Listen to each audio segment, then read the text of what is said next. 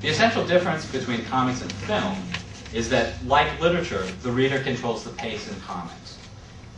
This is a difficult concept, perhaps, but comics are more readerly. This is a term used to talk about essays sometimes, that there are more readerly essays and more writerly essays. More readerly essays are sort of designed for the reader to take part and construct things. More writerly essays are more difficult and ambiguous.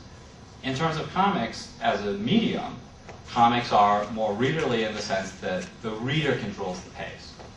Just as when you read a book, you can say stop, you can slow down, you can back up to the last sentence. That's essential to how you read a book, how you think of a book, how you think of literature, how you compose literature's meaning in your mind. Well, comics function the same way.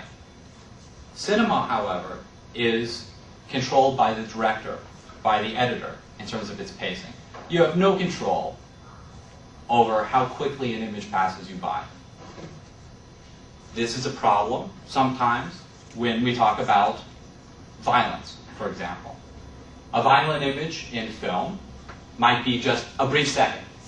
You have a few frames of a bloody body, and just enough to sort of freak you out, and then you cut back to people's shock and horrible reaction to what they've seen. In comics, that frame could be a panel. And now you can pause and meditate on that bloody corpse as long as you want. This is one reason, I think, why comics have been controversial. It's because they are visual and yet literary. Imagine if frames were separated into panels and pasted up as a comic. Some people have done this. Well, that one image would have a similar effect. People would stop and say, my God, look at this corpse.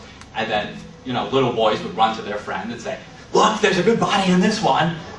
Check out this sex scene. That in the movie is only 30 seconds, but on the page is forever. Well, that's essential in understanding the difference between the two. You curl up with a book, not with a movie. And I think that sense of intimacy is crucial here.